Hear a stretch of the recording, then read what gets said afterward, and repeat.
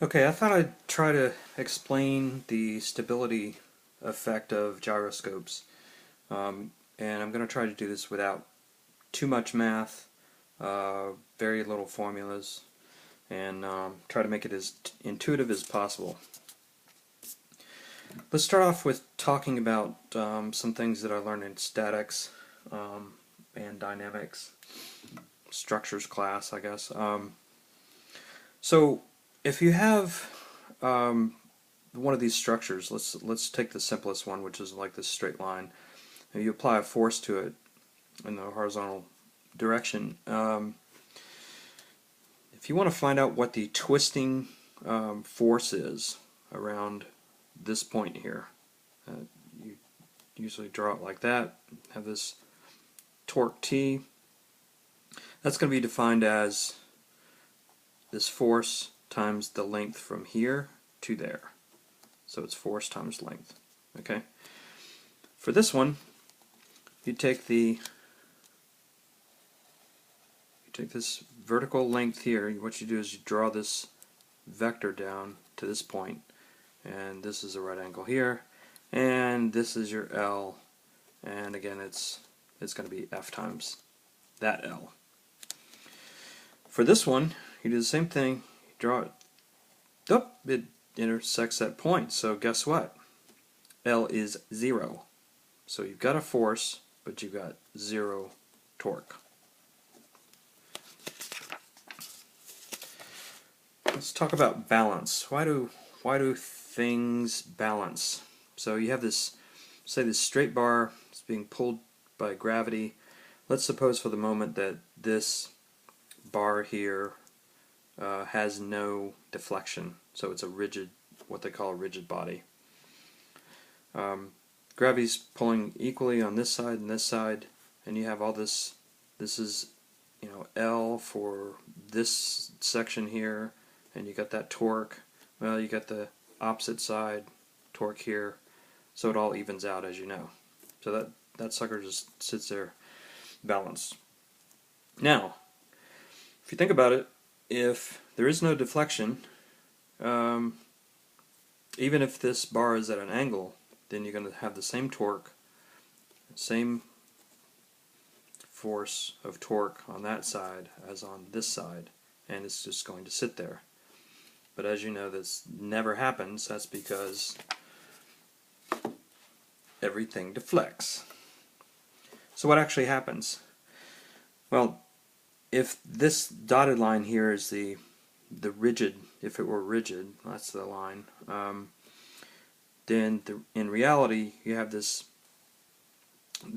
piece of metal or whatever it is, this rod, that's deflecting at an angle theta.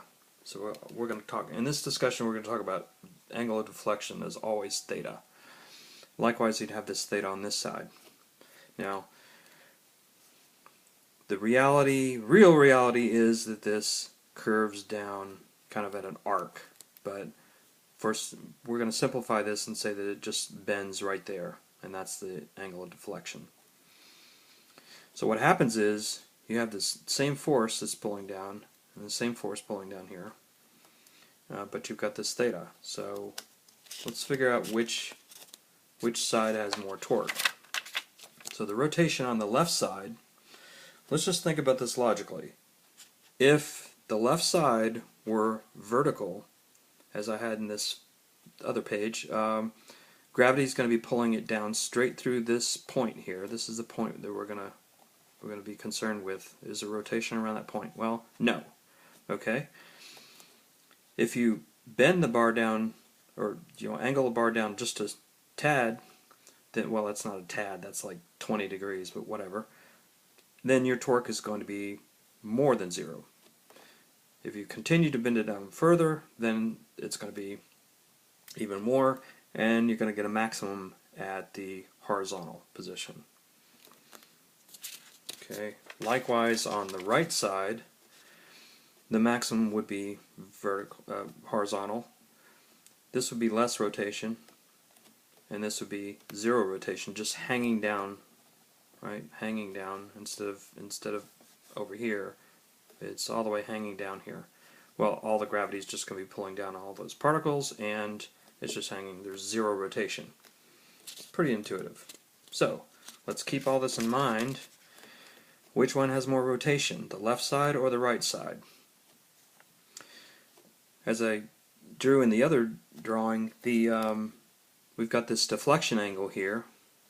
Now this would be the maximum torque, but it's going to be basically the tilt angle minus theta away. I know this is not a formula or a theorem or anything, but just logically, the left side is going to be tilt angle minus theta away from the maximum torque. Okay? So we're just talking about proportions here. The right side, on the other hand, is going to be the tilt angle plus theta away from max. So that's pretty easy. It looks like there's going to be more rotation on the left side, more torque on the left side going down than there is on the right side. And that's why when you have a bar sitting on fulcrum like that, and it tends to even out. It's not because it just likes being even like that, it's because of the deflection. Okay, the deflection has everything to do with it. Now keep in mind, the deflection angle is small. Okay, so I drew it way out of proportion over there. And also keep in mind that the force of rotation is due to theta, not the tilt angle. Because back to here, if you compare the left side, which is tilt angle minus theta, to the right side, proportionally, tilt angle really has nothing to do with it. It's, it's theta. So it's deflection angle. Alright. Where am I going with this? Well, nowhere. Let's generalize this. Instead of a bar, let's take the case of a disc, or say a frisbee, that's balanced on a pencil. I'm just trying to illustrate that if you take a slice right down the middle of this frisbee, then you have essentially the same exact situation. The frisbee kind of curves down, the pencil's there, and it kind of curves down. Okay, and you have the same kind of situation. If it tilts this way, then it's going to try to right itself because of that deflection. And likewise for this slice, and this slice, and this slice, and the entire pie. So all of it tries to move back to. So that's why if you have a frisbee that's kind of curved down like that, that's sitting on a pencil, you can pretty easily. Now I'm not talking about spin here. I'm just talking about a natural tendency to stay in that spot. There are other factors, but we're just talking about the weight, gravity, and the deflection, because everything deflects. Okay. Let's back up here and talk about a thumbtack. As you know, you put a thumbtack on a flat, like a solid surface, and normally will fall down. But if you take a perfectly rigid, perfectly symmetric, no deficiencies, or there's no imperfections whatsoever, there's no vibration in the ground, it's perfectly symmetric, blah blah blah, guess what? It's just going to stand there. Okay? Until somebody blows on it, and then it's going to fall over like a big dog. Okay. Now, as you know, reality is that there tends to be vibration or wind or imperfections or this or that, so it goes slightly off center. Now what happens when it goes off center? The thing falls over. Duh. Why does it do that exactly? Oh, I kind of jumped ahead of myself. Well, what about balance? How come the thing doesn't balance, like I was saying before? Because we've got deformable bodies here, so this thing is flexing. Well, there's a very good reason for that, and that is that you've got a huge amount of mass. You've got this mass, all of this, and all of this is to the right, trying to pull it and rotate around this point here. Okay? and you have very little mass over here that's trying to pull it that way. And then you've got those little effects of the deflection trying to right the top of that thing. And by the way, it's not going to right the top of it when it has, you know, this nice little weld right here that's keeping it stable. If you didn't have that weld, you would find the thing falling over and this would right itself. See how that works? So this thing would fall flat. It would go like that. And it would, you know, this would be flat on the ground, and this, the lid or whatever you call it, the top of the tack would be on the ground too. Well, let's look at a little bit more detailed, be a little bit more technical about this. So the top part is going to correct the rotation that's proportional to theta and gravity, of course, as I said before, but that theta is very small. The entire thing is going to fall over proportion to the angle T here, which is big, and gravity. And like I said before, the weight of all of this. So that's a big force working against a small force, and the big force is going to win. And by the way, that weld, I said that before, the weld subtracts from that top part, correcting. It doesn't eliminate it, but it does subtract from it. Makes it harder for that thing to right itself. Now, finally, let's add some spin to the situation. So, what happens when the top of this thing, let's say the top of the tack, can spin around, Okay. At t equals 0, the thing's just sitting there. And then the imperfections come into play, and the thing starts to fall over. Okay? And let's say this is the first nanosecond. Then this thing is still spinning, but it's starting to fall over from the vertical here. Well, all this weight is still spinning. All the weight of this, you know, spinning around. This force is going in this horizontal direction. Okay? Don't think that it goes straight along this axis, because in the first nanosecond it's still going in this direction. Okay? Things tend to want to go, as Newton said, they tend to want to go where they were already going. Damn, that sounded bad. Okay. So what happens here? So we've got this force going in this direction, and you've got this back to this moment arm stuff. So we got this L here, and you got a torque going in that direction. What do you know? Trying to correct it. Likewise, you've got this one spinning.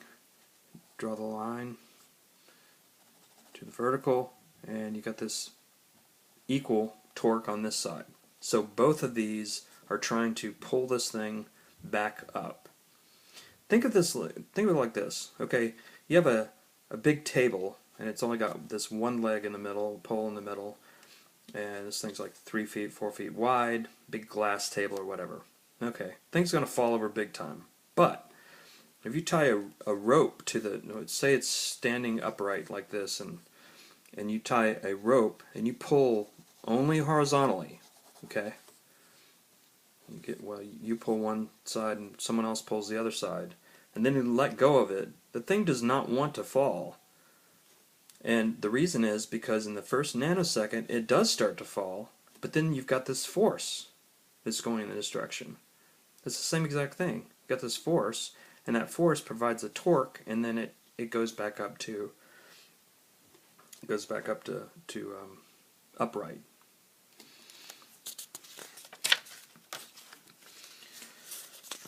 Now let's talk a little bit more completely, a little bit more complicated too, but let's also talk about the deflection part, because we don't have this tabletop, or the tack is not it's not going straight across. There is the deflection, but that deflection is very small. But what happens is, on this side, see, if it were straight, then you would have this L would be this much, as I illustrated before. But now it's smaller because of the deflection. Okay, just a little bit smaller. Theta is very small, but you taking away from L, and the torque equals L times that force, which is this force. Okay, L is smaller, so you got a little bit less torque. Okay, on this side, you got more you got this deflection that's adding more to this L, because again, you're measuring from here. Draw this line over to here. So this is L, from here to here. So it's more than it would be, because if it were rigid, it would be there. Can you see that? So they more or less just cancel each other out. Deflection helps a little on the right, hurts a little on the left. So who cares? Alright. So what about gyroscopes in zero gravity? You may have seen videos about this where you have this gyroscope, there's the Earth, gyroscope's just spinning, okay? And they started off at this angle, they pull the cord or whatever, and this starts to spin around, and then they tap on this side. I've seen some astronauts do this, so they tap on this thing. You'd think it starts, rotating around like this, but it doesn't. Why doesn't it do that? Same exact reason. Let's just note for a second, though, that as this thing's spinning around, notice how it doesn't angle itself with the Earth magically. Okay, it's low G and there's no forces, so the thing's not going to just automatically right itself. So there's no magic to these things. Gyroscopes just try to stay in the orientation that they started at. Okay, sounds familiar? That's Newton for you. Okay. So here's the gyroscope. Here's its axis. Okay, the guy taps on it, hits it with this force. Okay, again, here are these forces, centrifugal, whatever you want to call them, of the actual weight of the gyroscope forcing it out. A nanosecond later, you have a torque around here. Okay, a different torque than we were talking about before. This is the one that is caused by the person tapping it. So he taps the thing. Okay, and these forces are still, trying to go outwards. Now guess what? We have the exact same situation.